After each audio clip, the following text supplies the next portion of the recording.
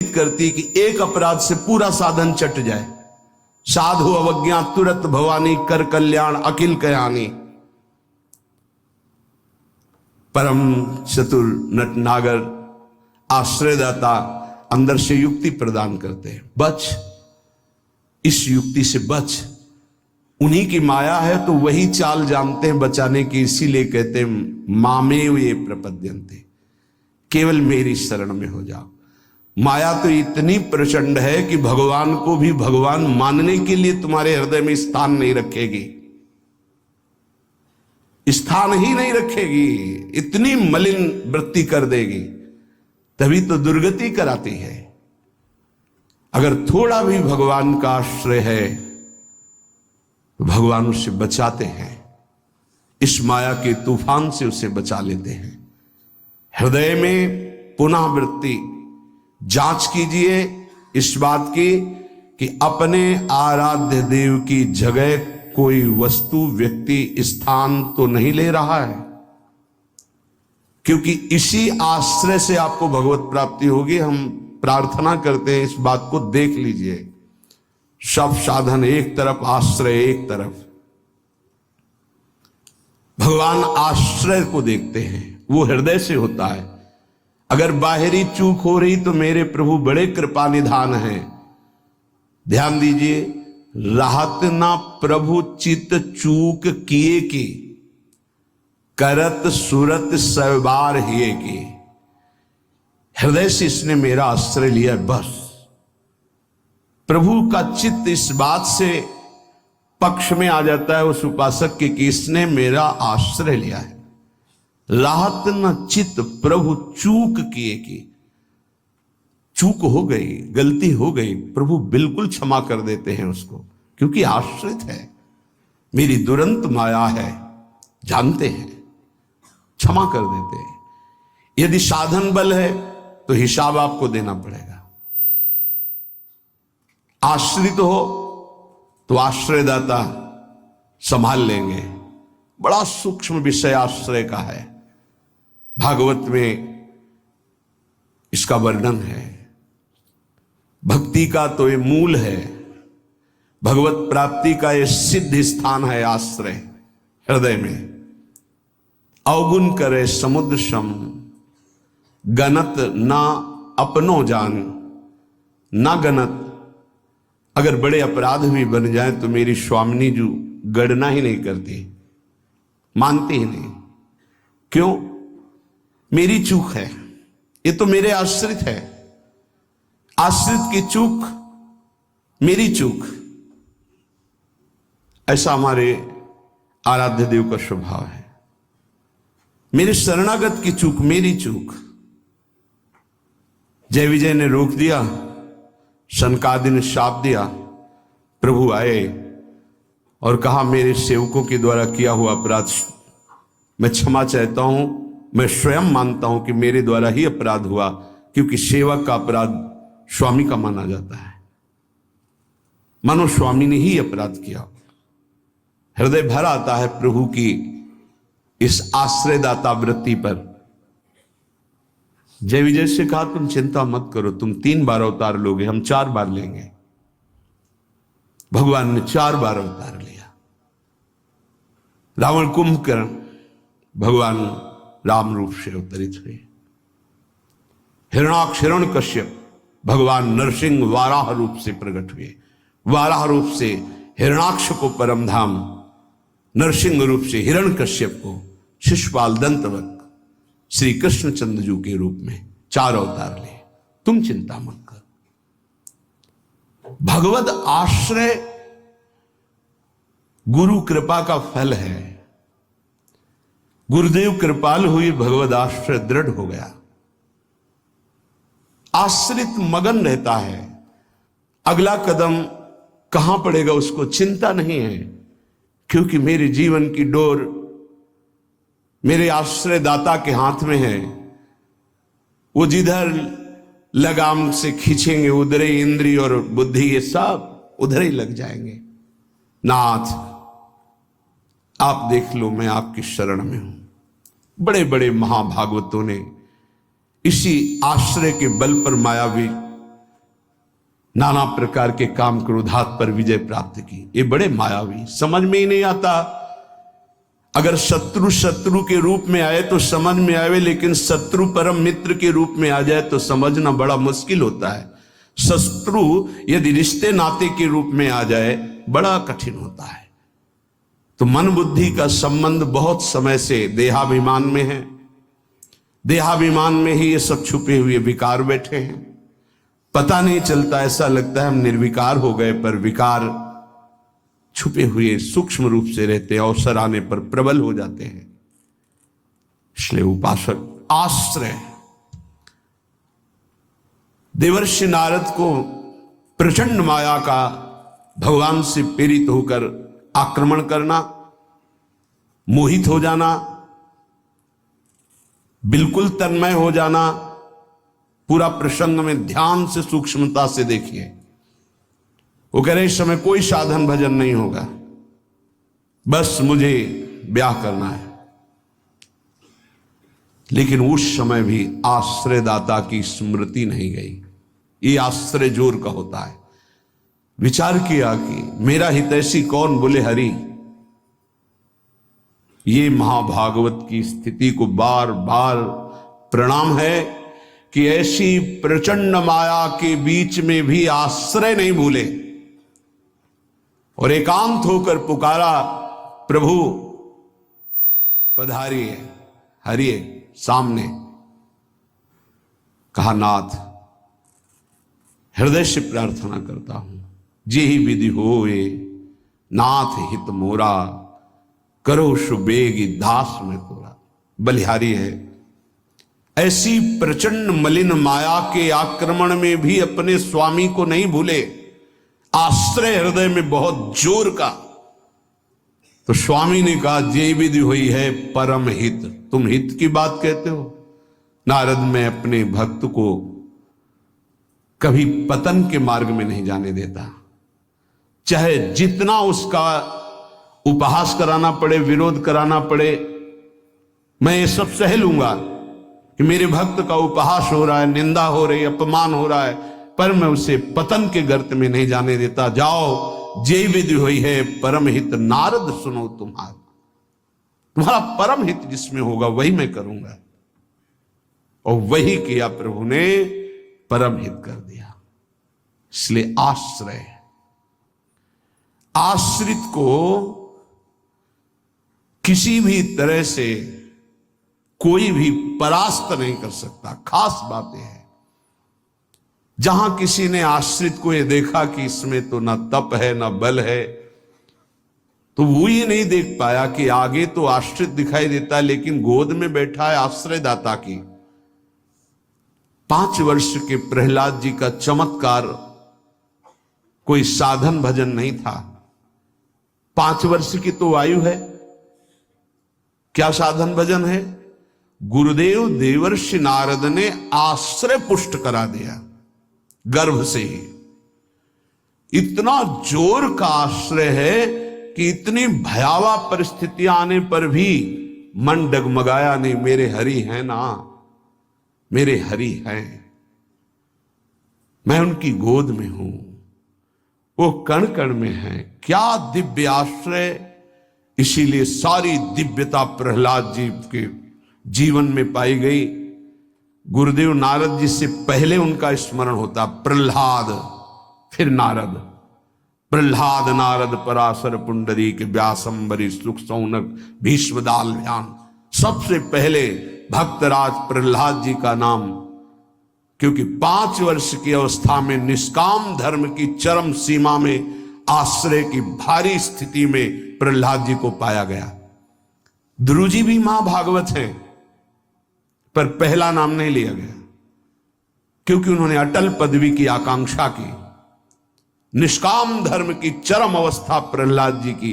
नरसिंह भगवान प्रकट हुए और पूरी लीला करने के बाद प्रहलाद जी को गोद में बैठाल के कहते, मेरी आज्ञा है, आप वरदान मांगो।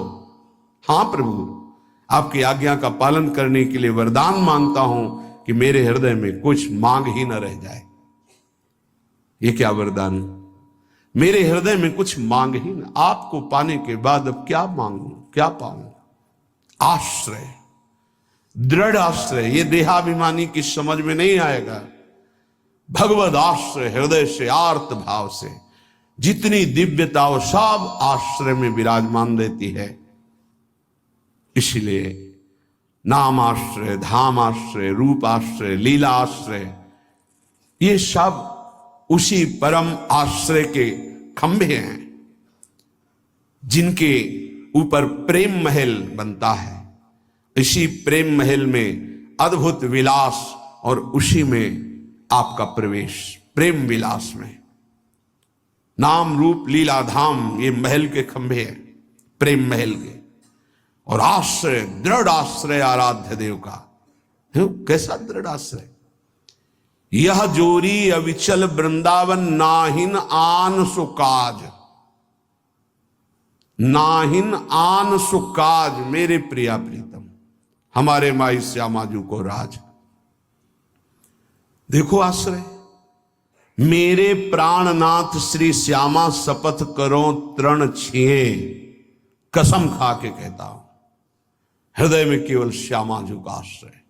आचार्य चरण कह रहे, मेरी महारानी श्री राधा रानी, जाके बल में सब सो तोरी, नाहि नान सुकाज, शपथ करो तृण छिए, सब सो तोरी, लोक वेद कुल कानी, मेरी महारानी श्री राधा रानी। ये महान पुरुषों ने आश्रय को अपने हृदय की कृपा करके परिचय दिया, तब समझ। आश्रय सच्ची कहते हैं, आश्रय एकमात्र आश्रय। नहीं ऐसी धूल भरी आंधी कि तुम समझे नहीं पाओगे कि साधन कर रहे हो कि असाधन कर रहे हो। बहुत सावधानी की जरूरत है, क्योंकि चित्त द्रवित हो जाता है। द्रवित चित्त में जो भी संस्कार डालोगे बहुत जोर के होते हैं। जैसे मोम को पिघला दिया जाए, फिर उसमें जो छाप लगाई जाए वो बहुत जोर की लग जाएगी। चढ़ के मैन तुरंग पर चलिबो पावक माही, प्रेम पंथ अति कठिन है, सबको निबहत नाही। जैसे मोम के घोड़े पर बैठकर आग से निकलना हो तो कैसा खतरनाक खेल है, ऐसे द्रवित हृदय से विषयों को पार करना है। कोई भी आकर्षण, कोई भी व्यक्ति वस्तु स्थान, क्योंकि द्रवित हृदय, एक बार छाप लग गई तो द्रवित हृदय की छाप को मिटाना बहुत कठिन होता है। इसीलिए उपासक को जब वो असावधान होकर विषय में फंस जाता है तो बहुत ही आसक्त चित्त पाया जाता है, क्योंकि वो निर्मल द्रवित हृदय का सीधे हृदय से प्यार करता है, वस्तु से, व्यक्ति से, स्थान से। नहीं तो हिरन कोई प्यार की वस्तु जिस प्रेम के कारण अपनी रानियों का, पुत्रों का, राज्य का, समाज का त्याग कर दिया, उस प्रेम के आगे हिरन क्या चीज था। पर द्रवित हृदय, छाप लग गई, अगला जन्म हिरन का हुआ। द्रवित हृदय उपासक का होने लगता है। मलिन हृदय की छाप तो मिटाई जा सकती है, ये सूक्ष्म विषय है। विषयों में खेल रहा है, कोई भगवान से मतलब नहीं, तो जब जगेगा तो उसका हृदय साफ किया जा सकता है। जब ज्ञान होगा, उसको सत्संग मिलेगा तो सुधार बड़ी तीव्रता से हो जाएगा, यदि कुसंग ना हो तो। लेकिन यदि उपासक का हृदय आसक्त हो जाए तो बहुत ही उसमें विचित्रता पाई जाती है। जैसे द्रवित हृदय किसी रूप में फंस जाए, शरीर में फंस जाए, वस्तु में फंस जाए, उसकी एक विलक्षणता होगी उपासक की। जैसे वो प्रभु की तरफ चला था वैसे ही विषयों में अनन्य होकर के चलने लगेगा। द्रवित हृदय बिल्वमंगल जी चिंतामणि में अत्यंत आसक्त, हटे, प्रभु में मन को लगाने की चेष्टा की, लगा, फिर वैसे ही एक नववधू को, फिर वैसे ही नवीन आसक्ति, अर्थात वो अभी हृदय से छाप मिटी नहीं थी। इसीलिए उन महापुरुष ने अपनी दोनों आंखों को ही विदा कर दिया। मेरे नाथ से तू फिर मुझे विमुख किया, अब संसार को देखूंगा ही नहीं। दोनों आंखें फोड़ ली। द्रवित हृदय अत्यंत आसक्ति, ये विषयी पुरुष नहीं कर सकते ऐसी आसक्ति, वो विषय में भी ऐसी आसक्ति नहीं कर सकते जैसी उपासक आसक्ति करेगा।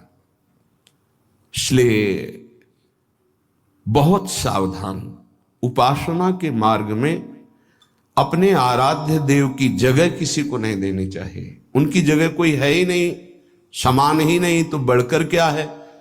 पर सही मानिए हम अपने आराध्य देव से बढ़कर किसी को स्थान दे देते हैं, वो चाहे कोई शरीर हो, वस्तु हो, स्थान हो, कुछ भी हो। इसका परिचय यही कि अपने आराध्य देव के स्मरण का महत्व नहीं रहा, स्मरण छूट रहा है, स्मरण छूट गया और तुम राजी हो।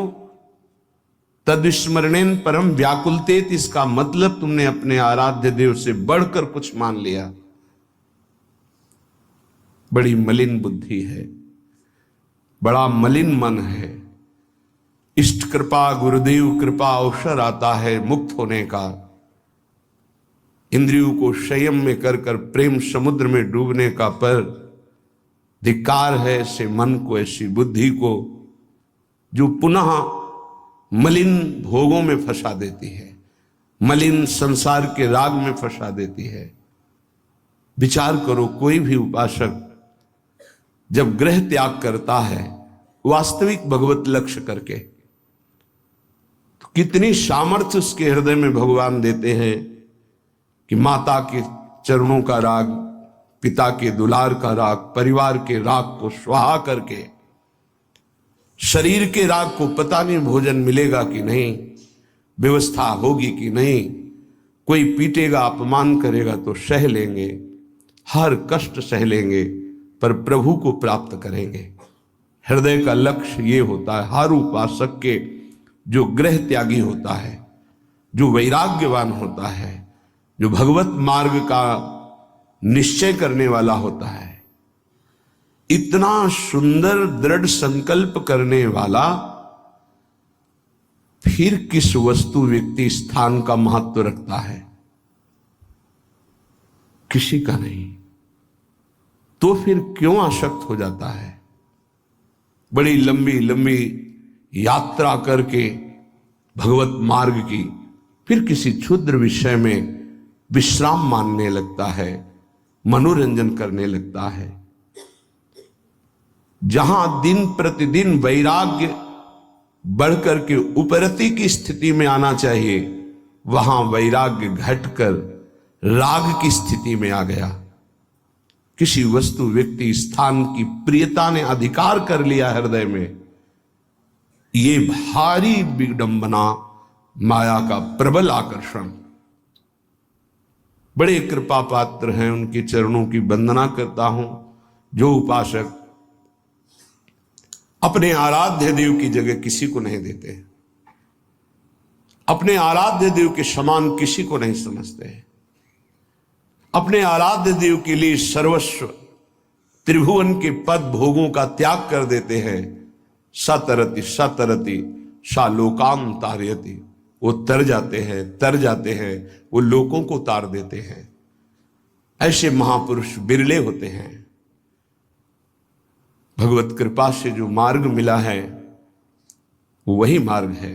मम भक्ति युक्तो भुवनम पुनातु, मेरी भक्ति से युक्त हृदय वाला संपूर्ण लोकों को पावन करने की सामर्थ्य रखता है। चूक अपने लोगों से अब ये नहीं होनी चाहिए कि आराध्य देव की जगह किसी को दे दे। इसे बैठा लीजिए हृदय में। हृदय इतना ताला लगा के रखिए, सुरक्षित कि हृदय में आराध्य देव की जगह कोई ले ना पावे।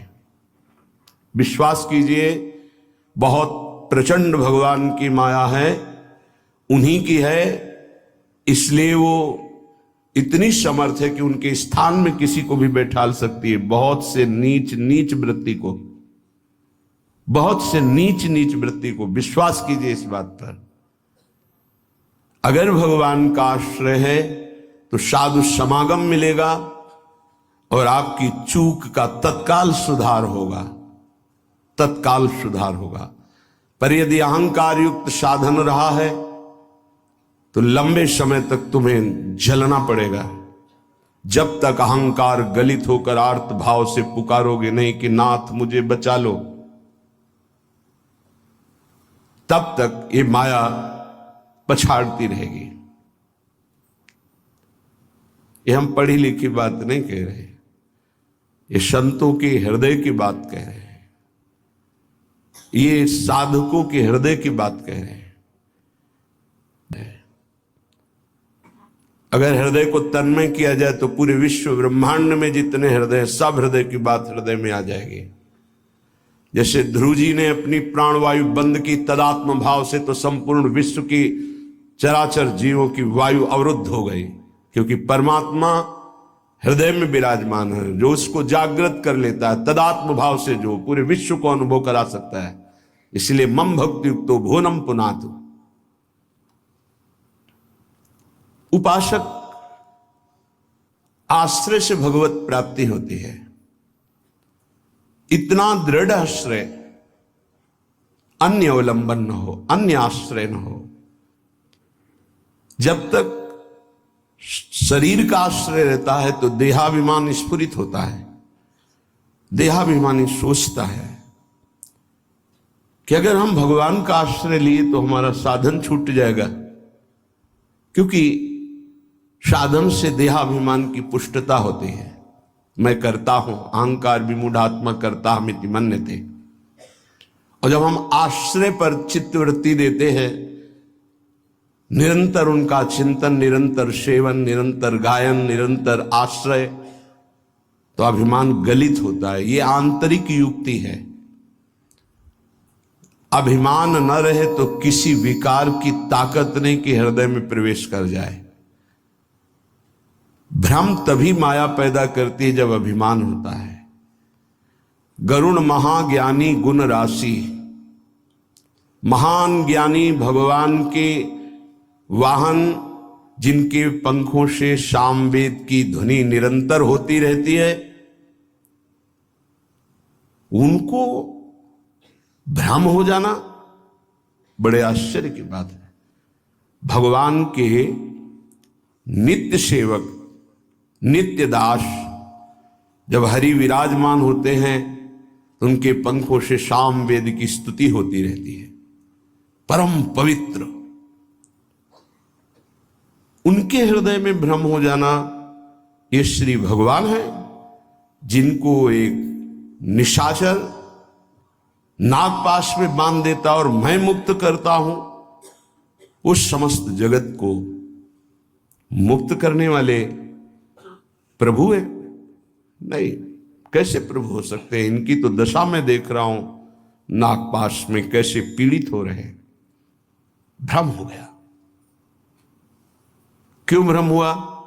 परम ज्ञानी भगवान शंकर उमा जी से कहते हैं, कीन होश कबहूं अभिमाना, सुख होवन चाह कृपा निधाना। मैंने भगवान की कृपा से जान लिया कि गरुण जैसे महापुरुष को जो भ्रम हो गया, व्याकुलता हो रही है, इनका चिंतन बदल गया। इसका मतलब इन्होंने कहीं अभिमान किया, उसी को खोना चाहते हैं प्रभु, इसीलिए इनको भ्रम हो गया। नहीं तो ये तो महान परम बंदनी भगवान के पार्षद है, इनको भ्रम कैसे हो सकता है? सोचो, इतनी ऊंचाई तक माया अपना दांव चाल चल सकती, तो हम आप क्या चीज हैं? दैन्य, दैन्य होकर के, भगवद आश्रित होकर के, फिर जो नाम जप करना, वाणी गायन करना, परिक्रमा लगाना और जो साधन है, ये कृपा से देखा जाता है। इसमें अहम नहीं होता, मैंने किया, मैं ऐसा नियम लिए हूं, मैं ऐसा संकल्प किए हूं, मैं करता हूं। नहीं, मेरे स्वामी, मेरे आराध्य देव मुझसे नाम जपवा रहे, परिक्रमा लगवा रहे, धाम वास करवा रहे, से किंचन मात्र अहम नहीं। जब अपने में गुणों का चिंतन हो और दूसरों में कमी का चिंतन हो तो जान लेना चाहिए पतन का अवसर आ गया है। अब आपको ठोकर लगेगी, गिरना पड़ेगा आपको। सावधान हो जाओ, पुकारो प्रभु से, प्रभु बचा लो, अहंकार आ गया। बहुत घातक, बहुत घातक। अपने में गुण का चिंतन होने लगे, दूसरे में कमी का चिंतन होने लगे, तत्काल अपने आराध्य देव को पुकारो, आश्रयदाता को, नाथ बचा लो, अहंकार आ गया। ये अहंकार का परिचय है। लेकिन हम इतने मंद बुद्धि के हैं कि हम निंदा भी कर लें तो प्रभु से पुकारते नहीं, बचा लो। इसका कारण प्रभु का आश्रय नहीं है। जो हम आश्रय आश्रय चिल्लाते हैं उसको समझिए, प्रभु का आश्रय नहीं है, गुणों का आश्रय है। और जितने भी गुण हैं वो मायाकृत है। गुण मानी संसार और सकल गुण प्रीत बिनु, बहुत धरत सिरभार, श्री हरिवंश कृपा बिना। बिना आचार्य कृपा के, गुरु कृपा के, गुणाभिमान हृदय में होता, उसी का संसार सम्मान करता है। तो बोले प्रीति के बिना सब व्यर्थ है। आश्रय से प्रीति होती, प्रीति से दृढ़ आश्रय होता है। उपासक हृदय में देखता रहे कि जिनके हम आश्रित हैं उससे बढ़कर कोई ना हो, तो पड़े रहोगे तो भगवत प्राप्ति हो जाएगी। हमारे शब्द को बहुत बिना किसी तर्क के, क्यों में के, इसे स्वीकार कर लो। यदि आश्रय दृढ़ है हरि का, एक ही उपाय से माया से मुक्त होने की बात भगवान ने कही। मामेव ये प्रपद्यन्ते माया मेताम तरन्तिते, इसमें कोई दूसरा शब्द नहीं बोला। ऊपर के श्लोक की पंक्ति में बताया अपनी माया की महिमा कितनी दुरत्य है, दुरंत है, प्रचंड है। दैवी हेषा गुणमयी मम माया दुरत्या। और उसके नीचे की पंक्ति में बताया उपाय उससे मुक्त होने का। मामेव ये प्रपद्यन्ते, बस माया में ताम तरन्ते, मेरे आश्रित। अभी ये आश्रय कैसे दृढ़ होता है तो उपाय बताया जाता है।